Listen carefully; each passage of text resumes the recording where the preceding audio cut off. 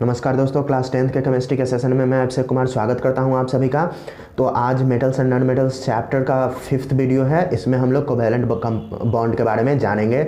और इससे पहले हम लोग आयनिक बॉन्ड के बारे में जान चुके थे। तो कोवैलेंट बॉन्ड के बारे में हम लोग जानते हैं कि क्या होता है कोवैलेंट बॉन्ड और किस टाइप का होता है, मतलब कितने टाइप्स के कोवैलेंट बॉन्ड होते हैं।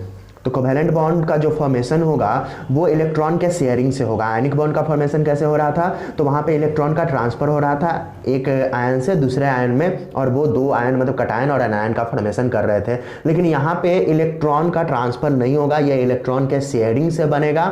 दो एटम के बीच में जब इलेक्ट्रॉन का शेयरिंग होगा तो कोवैलेंट बॉन्ड का फॉर्मेशन होता है। अब जो शेयरिंग इलेक्ट्रॉन का होगा वो इस तरीके से होगा कि जो हर एक एटम है वो इलेक्ट्रॉन का इस तरीके से शेयरिंग करें ताकि वो इनर्ट गैस अरेंजमेंट अपने आप को, मतलब इनर्ट गैस अरेंजमेंट जैसा वो हो जाए, मतलब नोबल गैस का फॉर्मेशन हो जाए, वो खुद को स्टेबल कर लें। तो आउटर मोस्ट हम लोग जानते हैं कि केवल आउटर मोस्ट इलेक्ट्रॉन जो होते हैं वही कोवैलेंट बॉन्ड का फॉर्मेशन करते हैं, वही उसमें पार्टिसिपेट करते हैं। तो एग्जाम्पल जाने से पहले सबसे पहले हम देख लेते हैं कि कोवैलेंट बॉन्ड का फॉर्मेशन जो होता है वो दोनों जो रिएक्टिंग एटम होंगे उन्हें अपना जो कन्फिग्रेशन है वो इनर्ट गैस इलेक्ट्रॉन अरेंजमेंट उन्हें चाहिए या फिर इलेक्ट्रॉन गैस कन्फिग्रेशन चाहिए। तो इस कारण से वो करते क्या है कि इलेक्ट्रॉन का शेयरिंग करते हैं। और जब नॉन मेटल जिनका यूजुअली 5, 6 या 7 इलेक्ट्रॉन होते हैं आउटर मोस्ट शेल में, वो इलेक्ट्रॉन को क्या करते हैं कि एक्सेप्ट करते हैं। लेकिन कार्बन को छोड़ करके, क्योंकि कार्बन जो ऐसा एक नॉन मेटल है जिसके कि आउटर मोस्ट शेल में 4 इलेक्ट्रॉन होते हैं और हाइड्रोजन जो है वो उसके आउटर मोस्ट शेल में 1 इलेक्ट्रॉन होते हैं। तो ये नॉन मेटल हैं, वो करेंगे क्या कि इनर्ट गैस स्ट्रक्चर इन्हें भी होना है, क्योंकि इनको भी स्टेबल होना है। तो इसमें इलेक्ट्रॉन का जो होता है वो म्यूचुअल शेयरिंग होता है। तो जब नॉन मेटल कंबाइन करते हैं दूसरे नॉन मेटल से, तब यहाँ पे इलेक्ट्रॉन का शेयरिंग होता है दो नॉन मेटल के बीच में और कोवैलेंट बॉन्ड का फॉर्मेशन होता है। तो एग्जाम्पल अगर हम देखें कि हाइड्रोजन जो है वो एक नॉन मेटल है, अगर वो क्लोरीन से रिएक्ट करेगा, जो क्लोरीन भी नॉन मेटल है, तो हाइड्रोजन क्लोरीन से कंबाइन करके हाइड्रोजन क्लोराइड का फॉर्मेशन करेगा। तो यहाँ HCl जो है वो इलेक्ट्रॉन के शेयरिंग से बना है। यहाँ हाइड्रोजन क्लोराइड एटम और हाइड्रोजन और क्लोरीन एटम के शेयरिंग से यहाँ पे कोवैलेंट बॉन्ड का फॉर्मेशन हुआ है। तो कोवैलेंट बॉन्ड जो है वो दो एटम, मतलब अगर सेम दो एटम हैं दो नॉन मेटल के, उनके बीच में भी कोवैलेंट बॉन्ड फॉर्म हो सकता है। जैसे कि अगर दो क्लोरीन एटम है उनके बीच में, अगर दो हाइड्रोजन एटम है उनके बीच में भी कोवैलेंट बॉन्ड बनता है। तो वैसा बॉन्ड जो कि सेम एलिमेंट के बीच में भी हो उसे हम कोवैलेंट बॉन्ड कहते हैं। तो शेयर्ड इलेक्ट्रॉन यहाँ जो है अगर काउंट करेंगे तो शेयर्ड इलेक्ट्रॉन दोनों एटम के साथ काउंट होगा, तभी उनका जो है इलेक्ट्रॉन अरेंजमेंट नोबल गैस के जैसा होगा, यानी कि वो अपने ऑक्टेट को कंप्लीट करेंगे, यानी उनके आउटर मोस्ट शेल में 8 इलेक्ट्रॉन हो जाएंगे, या फिर वो अपने ड्यूप्लेट को कंप्लीट करेंगे, अगर के शेल होगा तो उसमें 2 इलेक्ट्रॉन हो जाएंगे। तो कोवैलेंट बॉन्ड जो होते हैं, अब उनके टाइप को हम देखेंगे। तो कोवैलेंट बॉन्ड 3 टाइप्स के होते हैं, single covalent bond, double covalent bond और ट्रिपल कोवैलेंट बॉन्ड। तो एक एक करके सबको हम जानते हैं। सबसे पहले सिंगल कोवैलेंट बॉन्ड देखते हैं। तो सिंगल कोवैलेंट बॉन्ड का फॉर्मेशन होता है 1 पेयर ऑफ इलेक्ट्रॉन के शेयरिंग से। 1 पेयर मतलब 2 इलेक्ट्रॉन का शेयरिंग, यानी जो दोनों एटम रहेंगे वो अपने एक एक इलेक्ट्रॉन को शेयर करेंगे, मतलब एक इलेक्ट्रॉन वो देगा और एक इलेक्ट्रॉन वो देगा, दोनों एक एक इलेक्ट्रॉन का शेयर करके और खुद को वो स्टेबल कर लेंगे। तो यहाँ पे जहां एक इलेक्ट्रॉन का शेयरिंग होता है, मतलब एक एक इलेक्ट्रॉन का शेयरिंग, यानी 1 पेयर ऑफ इलेक्ट्रॉन, 2 इलेक्ट्रॉन हो गया, 1 पेयर ऑफ इलेक्ट्रॉन, तो दो इलेक्ट्रॉन का शेयरिंग हुआ। इससे बनने वाले जो बॉन्ड होंगे वो सिंगल कोवैलेंट बॉन्ड होंगे। और सिंगल कोवैलेंट बॉन्ड में जो भी हमारा होगा, जैसे कि अगर हाइड्रोजन है, तो हाइड्रोजन अगर हम देख लिए कि ये हाइड्रोजन है एक, और उसके बाद दूसरा हाइड्रोजन हो गया हमारा, एक हाइड्रोजन हो गया और उसके बाद दूसरा हाइड्रोजन हो गया। अब इनके पास एक एक एटम है, तो बीच में यहाँ हम करेंगे क्या कि यहाँ 1 डॉट और 2 डॉट, मतलब ये जो हो गया वो इलेक्ट्रॉन का इन्होंने शेयरिंग कर लिया। और अगर बॉन्ड देखें तो इन दोनों के बीच में एक छोटा सा ऐसा लाइन होता है, ये सिंगल बॉन्ड हो गया, इन दोनों के बीच में सिंगल बॉन्ड का फॉर्मेशन हो गया। तो इस तरीके से यहाँ होता क्या है कि सिंगल बॉन्ड का फॉर्मेशन हो जाता है। अब जो हमारा क्लोरीन मॉलिक्यूल है, क्लोरीन मॉलिक्यूल में भी इसी तरीके से सिंगल बॉन्ड का फॉर्मेशन होगा।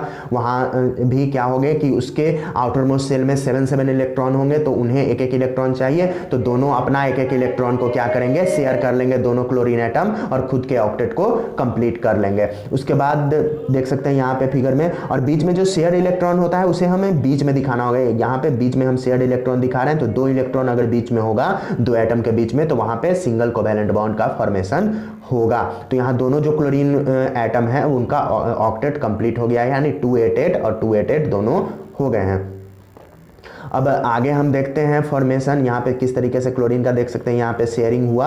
अब हाइड्रोजन मॉलिक्यूल का, तो हाइड्रोजन को क्या चाहिए, ड्यूप्लेट कंप्लीट। तो यहाँ पे अगर क्लोरीन का देखें तो ये जो 2 ग्रीन जो सर्कल दिख रहा है, मतलब स्फीयर दिख रहा है, ये दोनों ग्रीन स्फीयर जो है वो क्लोरीन को रिप्रेजेंट कर रहा है, और बीच में जो व्हाइट कलर का दिख रहा है ये उनके बीच का कोवैलेंट बॉन्ड है, सिंगल कोवैलेंट बॉन्ड। अगर फॉर्मेशन ऑफ अगर हम हाइड्रोजन मॉलिक्यूल का देखें तो इसमें भी होगा क्या कि हाइड्रोजन मॉलिक्यूल में भी एक एक जो इलेक्ट्रॉन होंगे वो एक एक इलेक्ट्रॉन का अपना शेयरिंग कर लेंगे और सिंगल कोवैलेंट बॉन्ड का फॉर्मेशन यहाँ पे करेंगे, और सिंगल कोवैलेंट बॉन्ड का फॉर्मेशन होगा। देख सकते हैं हाइड्रोजन में किस तरीके से ये जो है वो शेयरिंग कर रहे हैं, और यहाँ जो व्हाइट दोनों स्फीयर दिख रहा है ये हाइड्रोजन है, और बीच का जो पार्ट है वो इसका सिंगल कोवैलेंट बॉन्ड। अब HCl मॉलिक्यूल, तो HCl मॉलिक्यूल हाइड्रोजन जो है उसके पास 1 इलेक्ट्रॉन होता है और क्लोरीन के पास 7 इलेक्ट्रॉन। तो उस दोनों को मतलब क्या चाहिए, एक एक इलेक्ट्रॉन चाहिए, ताकि वो अपने हाइड्रोजन जो है वो अपना ड्यूप्लेट कंप्लीट कर ले और क्लोरीन जो है वो अपना ऑक्टेट कंप्लीट कर ले। तो इसके लिए करेंगे क्या कि ये दोनों अपना इलेक्ट्रॉन को शेयर कर लेंगे। तो यहाँ पे देख सकते हैं कि यहाँ बीच में शेयरिंग हो रहा है, यहाँ बीच में जो है वो शेयरिंग हो रहा है यहाँ पे इलेक्ट्रॉन का, यहाँ पे शेयरिंग होगा और ये सिंगल कोवैलेंट बॉन्ड बनाएंगे, यानी 2 इलेक्ट्रॉन होंगे तो वो एक कोवैलेंट बॉन्ड का फॉर्मेशन होगा। उसके बाद आगे हम देखते हैं CH4 यानी कि मीथेन मॉलिक्यूल जो है उसका कैसे कोवैलेंट बॉन्ड होता है। तो कार्बन को हम जानते हैं कि कार्बन में 4 इलेक्ट्रॉन होते हैं और इसे आउटर मोस्ट शेल में, और इसे 4 इलेक्ट्रॉन की आवश्यकता होती है ताकि इसका ऑक्टेट कंप्लीट हो जाए। हाइड्रोजन जो है उसमें 1 इलेक्ट्रॉन होंगे और उसे अपना ड्यूप्लेट कंप्लीट करना होगा। तो इसके लिए करेंगे क्या कि हाइड्रोजन जो है वो 4 हाइड्रोजन मिल करके अपने एक एक इलेक्ट्रॉन को शेयर करेगा कार्बन से, और कार्बन भी अपना जो चारों इलेक्ट्रॉन है वो हर एक हाइड्रोजन से एक एक इलेक्ट्रॉन को शेयर करेगा। तो यहाँ इस तरीके से इलेक्ट्रॉन के शेयरिंग से यहाँ पे 4 सिंगल बॉन्ड का फॉर्मेशन हो गया। तो यहाँ पे देख सकते हैं इस फिगर में जो व्हाइट कलर का दिख रहा है ये हाइड्रोजन एटम को शो कर रहा है, और बीच में जो ब्लैक है वो कार्बन एटम है। अब CCl4 यानी कार्बन टेट्राक्लोराइड का फॉर्मेशन, तो यहाँ भी जो क्लोरीन है, क्लोरीन को अपना ऑक्टेट कंप्लीट करने के लिए 1 इलेक्ट्रॉन की जरूरत होती है, क्योंकि वहाँ पे 7 इलेक्ट्रॉन पहले से प्रेजेंट है और कार्बन को 4 इलेक्ट्रॉन चाहिए। तो हर एक क्लोरीन जो है वो अपना एक एक इलेक्ट्रॉन शेयर करेगा कार्बन के साथ, और हर एक जगह जहाँ जहाँ वो शेयरिंग हुआ है, मतलब जहाँ जहाँ 2 एटम दिख रहा है वहाँ वहाँ सिंगल कोवैलेंट बॉन्ड का फॉर्मेशन हो जाएगा। मतलब 2 इलेक्ट्रॉन जहाँ दिख रहा है वहाँ पे सिंगल कोवैलेंट बॉन्ड का फॉर्मेशन हो जाएगा। अब वाटर मॉलिक्यूल का अगर हम फॉर्मेशन देखें तो वाटर एक जो है वो कोवैलेंट कंपाउंड है जिसमें कि हाइड्रोजन और ऑक्सीजन रहता है, और इसमें सिंगल कोवैलेंट बॉन्ड ही होता है। तो हाइड्रोजन जो है वहाँ पे यहाँ 2 हाइड्रोजन लेना है, क्योंकि ऑक्सीजन जो है उसके आउटर मोस्ट शेल में 6 इलेक्ट्रॉन होते हैं और उसे ऑक्टेट कंप्लीट करने के लिए 2 इलेक्ट्रॉन की आवश्यकता होती है। तो ये दोनों हाइड्रोजन जो है वो अपने एक एक इलेक्ट्रॉन को शेयर करेंगे, और ऑक्सीजन भी जो है वो अपना एक एक इलेक्ट्रॉन यानी 2 इलेक्ट्रॉन को शेयर करेगा हाइड्रोजन के साथ, और दोनों हाइड्रोजन जो है उनका ड्यूप्लेट कंप्लीट हो जाएगा, और जो ऑक्सीजन है उसका ऑक्टेट कंप्लीट हो जाएगा। इस तरीके से वाटर मॉलिक्यूल का फॉर्मेशन हो जाएगा। तो यहाँ पे देख सकते हैं कि कैसे यहाँ शेयरिंग हो रहा है, यहाँ पे देख सकते हैं कैसे शेयरिंग हो रहा है। तो यहाँ पे ये शेयरिंग हुआ और यहाँ पे शेयरिंग हुआ, तो यहाँ एक कोवैलेंट बॉन्ड और यहाँ पे एक कोवैलेंट बॉन्ड, ये दोनों कोवैलेंट बॉन्ड का फॉर्मेशन हो गया। तो 2 अनशेयर्ड पेयर से वाटर मॉलिक्यूल। तो यहाँ पे देख सकते हैं कि ये जो वाटर है, मतलब ये जो बीच का हमें दिख रहा है ऑक्सीजन मॉलिक्यूल रेड कलर में है और वाइट कलर में हाइड्रोजन मॉलिक्यूल, और यहाँ जो देख रहे हैं ये है ब्लू कलर का डॉट, वो नाइट्रोजन को रिप्रेजेंट कर रहा है, और व्हाइट जो है वो हाइड्रोजन को। तो यहाँ पे NH3 का फॉर्मेशन होगा। तो जो हम लोग जानते हैं कि नाइट्रोजन के आउटर मोस्ट शेल में 5 इलेक्ट्रॉन होते हैं, उसे ऑक्टेट कंप्लीट करने के लिए यानी 8 इलेक्ट्रॉन होने के लिए उसे 3 इलेक्ट्रॉन की आवश्यकता होगी। तो यहाँ पे 3 हाइड्रोजन एटम जो हैं वो रिएक्ट करेंगे नाइट्रोजन से और अपने इलेक्ट्रॉन को शेयरिंग करके, और यहाँ पे 3 सिंगल कोवैलेंट बॉन्ड का फॉर्मेशन होगा। अब डबल कोवैलेंट बॉन्ड, तो डबल कोवैलेंट बॉन्ड का फॉर्मेशन होता है जब 2 pair of share electron part लेंगे तो डबल कोवैलेंट बॉन्ड का फॉर्मेशन होगा, यानी 2 पेयर यानी 4 इलेक्ट्रॉन यहाँ होंगे, यानी कि जो दोनों एटम होगा वो अपना 2-2 इलेक्ट्रॉन यहाँ पे शेयर करेगा और दोनों का 2-2 इलेक्ट्रॉन मिलकर के 4 इलेक्ट्रॉन का यहाँ पे शेयरिंग हो जाएगा। तो डबल कोवैलेंट बॉन्ड फॉर्मेशन होगा 4 इलेक्ट्रॉन से एटम के बीच में। तो देखते हैं डबल कोवैलेंट बॉन्ड कहाँ पे होगा। तो जो ऑक्सीजन है हमारा, तो ऑक्सीजन में डबल कोवैलेंट बॉन्ड का फॉर्मेशन होगा, क्योंकि ऑक्सीजन के पास कितना होता है आउटर मोस्ट में, तो ऑक्सीजन के पास होता है 6 इलेक्ट्रॉन। अब इसे भी 2 चाहिए, इसे भी 2 चाहिए, यानी कि यहाँ इसका क्या होगा कि इसका 2 और इसका 2 जो है इलेक्ट्रॉन वो शेयर करेंगे और शेयर करके यहाँ पे डबल कोवैलेंट बॉन्ड का फॉर्मेशन हो जाएगा ऑक्सीजन के बीच में। उसके बाद आगे अगर हम देखें कि यहाँ पे इस तरीके से हो गया, अगर कार्बन डाइऑक्साइड का, तो कार्बन डाइऑक्साइड में भी होगा क्या कि यहाँ पे हमारा ऑक्सीजन हो जाएगा, ऑक्सीजन मॉलिक्यूल हो गया और उसके बाद कार्बन हो गया और फिर इधर ऑक्सीजन हो जाएगा और इस तरीके से डबल कोवैलेंट बॉन्ड का यहाँ पे फॉर्मेशन हो जाएगा। तो डबल कोवैलेंट बॉन्ड हो गया CO2 के फॉर्मेशन में। अब C2H2 यानी कि यहाँ पे इथीन मॉलिक्यूल है, इथ यानी कार्बन 2 है तो इथ हो गया। तो इथीन मॉलिक्यूल में क्या होगा कि कार्बन कार्बन के बीच में डबल कोवैलेंट बॉन्ड का फॉर्मेशन होगा, लेकिन हाइड्रोजन और कार्बन के बीच में सिंगल कोवैलेंट बॉन्ड ही होगा, क्योंकि हाइड्रोजन अगर किसी एटम के साथ रिएक्ट करेगा तो वहाँ पे वो हाइड्रोजन जो है वो डबल कोवैलेंट बॉन्ड का फॉर्मेशन कर ही नहीं सकता, क्योंकि डबल कोवैलेंट बॉन्ड के लिए चाहिए कितना, तो दो पेयर ऑफ इलेक्ट्रॉन चाहिए और हाइड्रोजन के पास सिंगल इलेक्ट्रॉन होता है, तो वो कहाँ से इलेक्ट्रॉन दे पाएगा। तो इस कारण से यहाँ पे हाइड्रोजन और कार्बन के बीच में सिंगल कोवैलेंट बॉन्ड का फॉर्मेशन हो रहा है। तो यहाँ पे देख सकते हैं व्हाइट कलर का जो दिख रहा है वो हाइड्रोजन है, ये 4 डॉट, और ये जो 2 स्फीयर है वो कार्बन को रिप्रेजेंट कर रहा है। तो दोनों कार्बन के बीच में डबल कोवैलेंट बॉन्ड है और हाइड्रोजन और कार्बन के बीच में सिंगल कोवैलेंट बॉन्ड का फॉर्मेशन हुआ है। अब ट्रिपल कोवैलेंट बॉन्ड के बारे में जानते हैं। तो ट्रिपल कोवैलेंट बॉन्ड जो है इसमें 3 पेयर्स ऑफ इलेक्ट्रॉन का शेयर होगा, यानी 3 पेयर्स तो कितना हो गया 2 3 जा 6, यानी 6 इलेक्ट्रॉन यहाँ पे होंगे और ट्रिपल बॉन्ड फॉर्म होगा 3 पेयर्स ऑफ इलेक्ट्रॉन जब 2 एटम, मतलब दोनों जो एटम है वो अपने 3 इलेक्ट्रॉन का यहाँ पे शेयरिंग करेंगे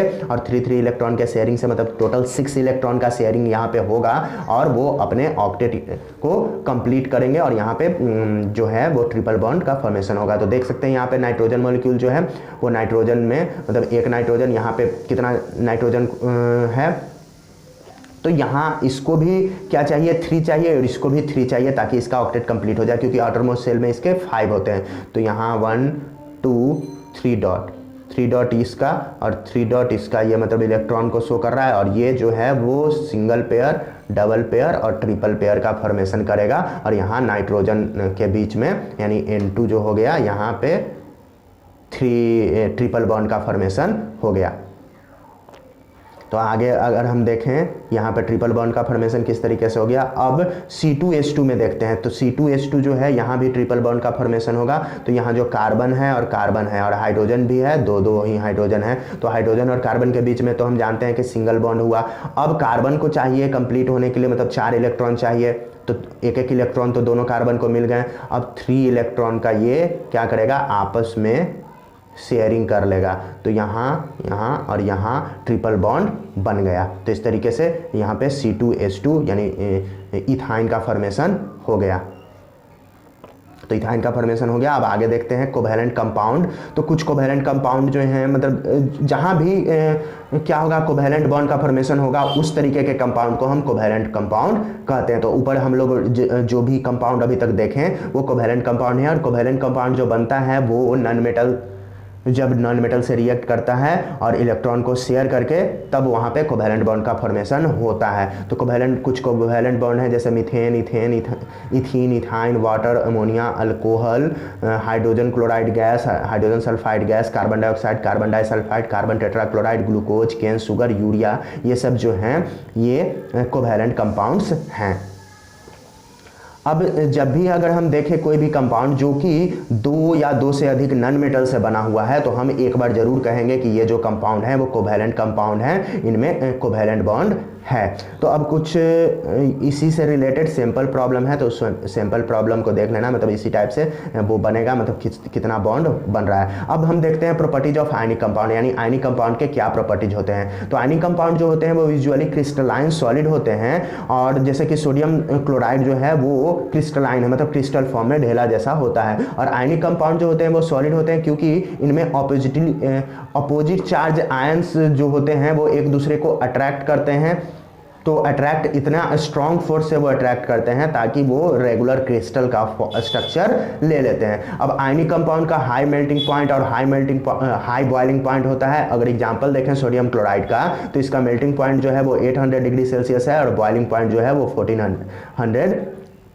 13 डिग्री सेल्सियस। आयनिक कंपाउंड जो बनते हैं वो पॉजिटिव और निगेटिव आयन के कारण, इस कारण से बहुत ही स्ट्रॉन्ग फोर्स ऑफ अट्रैक्शन उन अपोजिटली चार्ज आयन के बीच में होता है, और बहुत सारा हीट की ज़रूरत होती है इस फोर्स ऑफ अट्रैक्शन को ब्रेक करने के लिए, जब उसे मतलब मेल्ट करें या फिर बॉयल करें आयनिक कंपाउंड को। तो इसी कारण से आयनिक कंपाउंड का हाई मेल्टिंग और हाई बॉइलिंग पॉइंट होता है। तो यदि सब्सटेंस का हाई मेल्टिंग पॉइंट और हाई बॉइलिंग पॉइंट होगा तो हम कहेंगे कि वो जो कंपाउंड है मतलब उसमें मतलब आयनिक कंपाउंड है और उसमें आयनिक बॉन्ड्स हैं। आयनिक बॉन्ड जो होते हैं वो यूजुअली वाटर में सॉल्युबल होते हैं, लेकिन ऑर्गेनिक सॉल्वेंट में वो सॉल्युबल नहीं होते हैं, उसमें नहीं घुलते हैं। जैसे कि ether, acetone, alcohol, benzene, kerosene, carbon disulphide और कार्बन टेट्राक्लोराइड में जो भी हमारे आयनिक कंपाउंड हैं वो सॉल्युबल नहीं होंगे। जैसे कि अगर हम सोडियम क्लोराइड को ले लें तो उसे हम वाटर में अगर घोलें तो वो वाटर में घुल जाएगा, लेकिन अगर उसी को ईथर, बेंजीन या फिर केरोसिन तेल में अगर हम घोलते हैं नमक को, तो वो हमारा नहीं घुलेगा, क्योंकि सोडियम क्लोराइड हमारा नमक है। उसी तरीके से कॉपर सल्फेट भी आयनिक कंपाउंड है जो कि वाटर में घुलने के लिए बहुत तैयार रहता है, लेकिन जो ऑर्गेनिक सॉल्वेंट है उनमें वो नहीं घुलता है। अब आयनिक कंपाउंड जो है वो वाटर में डिजोल्व हो जाते हैं, क्योंकि वाटर में बहुत ही हाई डाइलेक्ट्रिक कांस्टेंट होता है, जिसके कारण उनके बीच का जो फोर्स ऑफ अट्रैक्शन है वो कमजोर हो जाता है और वो अपने आयंस में ब्रेक हो जाते हैं, जिसके कारण वो वाटर में डिजोल्व हो जाता है। लेकिन ऑर्गेनिक लिक्विड जैसे कि ईथर, बेंजीन और केरोसिन में इस टाइप का हाई डाइलेक्ट्रिक कांस्टेंट नहीं होता है, जिसके कारण वो उनके आयंस को ब्रेक नहीं कर पाते हैं। अब आयनिक कंपाउंड जो है वो इलेक्ट्रिसिटी को कंडक्ट करते हैं जब वो वाटर में डिजोल्व होते हैं, या फिर हम कहें कि जब उन्हें पिघलाया जाता है। इसका मतलब क्या हुआ कि आयनिक कंपाउंड जो है वो इलेक्ट्रोलाइट हुए, यानी वो इलेक्ट्रिसिटी को कंडक्ट करेंगे। आयनिक कंपाउंड जो है वो इलेक्ट्रिसिटी को इस कारण से कंडक्ट करते हैं क्योंकि उनमें चार्ज पार्टिकल्स यानी कि आयन आ जाता है, निगेटिव आयन और पॉजिटिव आयन, यानी कटायन और अनायन। तो जितने भी सॉलिड आयनिक कंपाउंड्स हैं वो आयन से बने होते हैं, लेकिन वो इलेक्ट्रिसिटी को कंडक्ट नहीं करते हैं, क्योंकि इनके बीच में बहुत ही strong force, electrostatic force of attraction होता है जो कि इन आयंस को मूव नहीं करने देता है। तो इसी कारण से सॉलिड आयनिक कंपाउंड जो है वो इलेक्ट्रिसिटी को कंडक्ट नहीं कर पाते हैं, जबकि जैसे ही वो वाटर में डिजोल्व हो जाते हैं सॉलिड आयनिक कंपाउंड या फिर वो मेल्ट करते हैं, तो क्रिस्टल स्ट्रक्चर यहाँ पे टूट गया, आयन जो है वो अब मूव करने के लिए फ्री हैं और वो अब इलेक्ट्रिसिटी को कंडक्ट करते हैं। तो इस तरीके से आयनिक कंपाउंड का जो एक्वस सॉल्यूशन है यानी कि या फिर मोल्टेन आयनिक कंपाउंड है वो इलेक्ट्रिसिटी को कंडक्ट करते हैं, क्योंकि उनमें बहुत ज़्यादा आयंस का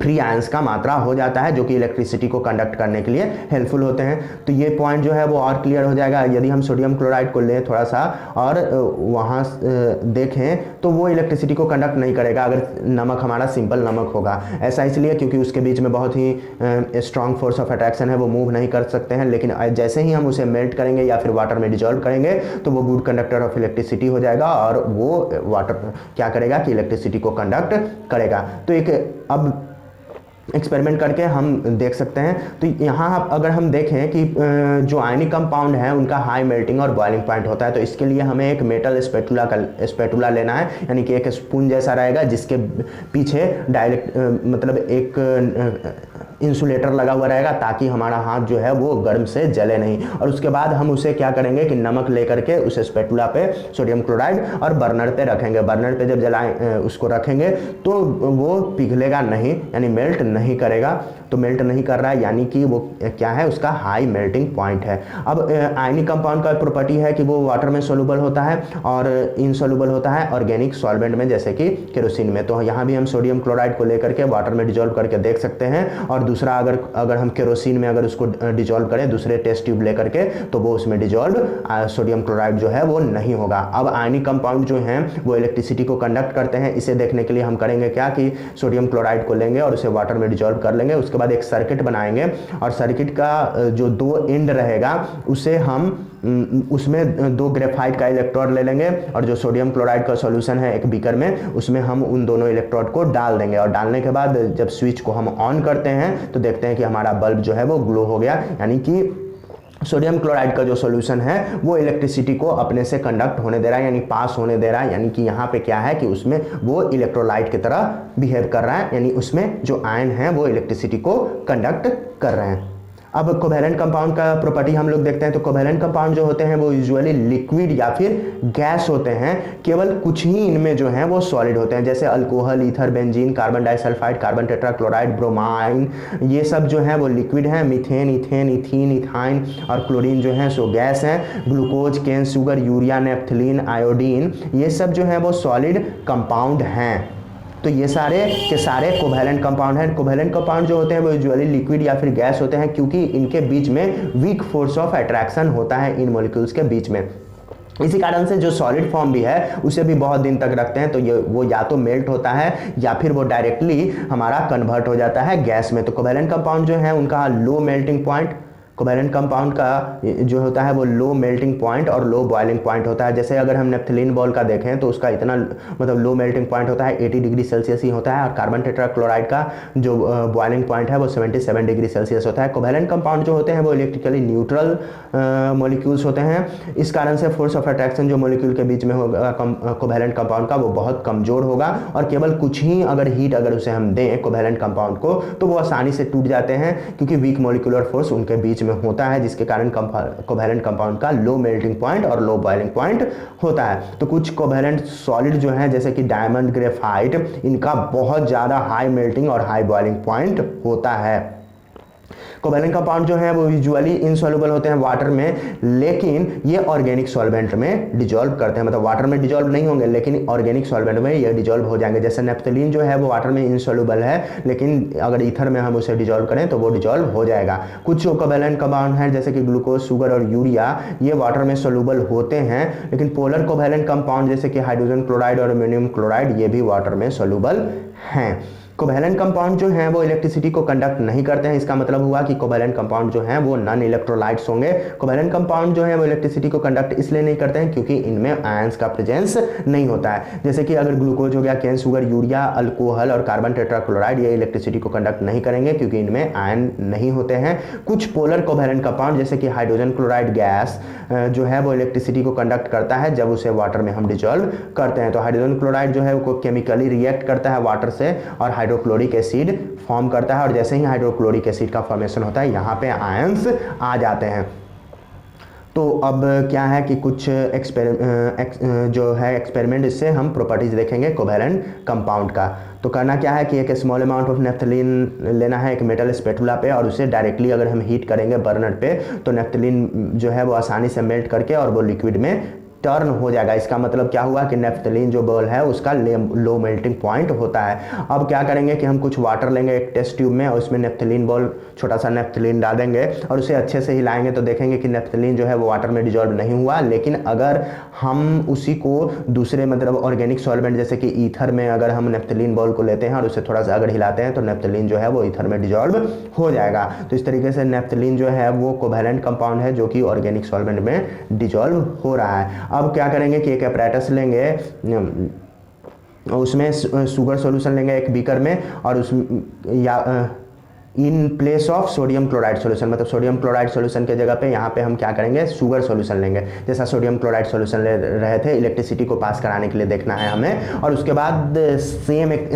यहाँ भी सेटअप बनाएंगे, मतलब एक सर्किट लेंगे और वाटर में डिजॉल्व कर दिए हम लोग शुगर सॉल्यूशन, और उसके बाद वहाँ भी हम क्या करेंगे तो इलेक्ट्रोड लेंगे ग्रेफाइट का और देखेंगे स्विच ऑन करके कि इलेक्ट्रिसिटी कंडक्ट हो रहा है या नहीं। तो यहाँ पे बल्ब ग्लो नहीं करेगा, यानी इलेक्ट्रिसिटी कंडक्ट नहीं हो रहा है, वो में इलेक्ट्रोलाइट नहीं है। अब किस तरीके से डिस्टिंग्विश करेंगे कि आयनिक कंपाउंड और कोवेलेंट कंपाउंड में, तो तो सबसे पहला कि यदि कोई कंपाउंड जिसका हाई मेल्टिंग पॉइंट और हाई बॉइलिंग पॉइंट होगा तो वो आयनिक कंपाउंड होगा, और वैसे यदि कोई compound comparatively low melting point और लो बॉइलिंग पॉइंट होगा तो वो कोवैलेंट कंपाउंड होंगे। यदि हमारा कोई कंपाउंड जो है वो वाटर में सोलूबल है लेकिन इनऑर्गेनिक, जो हमारा ऑर्गेनिक सॉल्वेंट है उसमें इनसोलूबल है, तो वो आयनिक कंपाउंड होंगे। और यदि कोई कंपाउंड इनसोलूबल है वाटर में लेकिन ऑर्गेनिक सॉल्वेंट में वो सोलूबल है तो वो कोवैलेंट कंपाउंड होगा। अब बेस टेस्ट है आयनिक कंपाउंड और कोवैलेंट कंपाउंड को डिस्टिंग्विश करने का उनका इलेक्ट्रिकली कंडक्टिविटी टेस्ट, वही सबसे अच्छा है। तो यदि कंपाउंड जो है वो इलेक्ट्रिसिटी को कंडक्ट कर रहा है मोल्टेन स्टेट में या फिर सॉल्यूशन स्टेट में तो वो आयनिक कंपाउंड है, और अगर इलेक्ट्रिसिटी को कंडक्ट नहीं करेगा तो वो हमारा कोवैलेंट कंपाउंड हो जाएगा।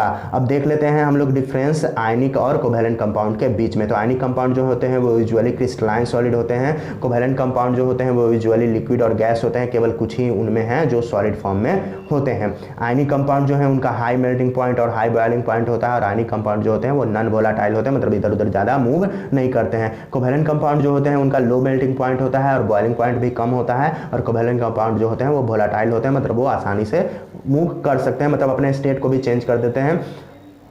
उसके बाद हो गया क्या कि हमारा जो आयनिक कंपाउंड है वो इलेक्ट्रिसिटी को कंडक्ट करेगा जब वाटर में हम उसे डिजॉल्व करेंगे या फिर वो मेल्टेड रहेगा। कोवैलेंट कंपाउंड जो है वो इलेक्ट्रिसिटी को कंडक्ट नहीं करेगा।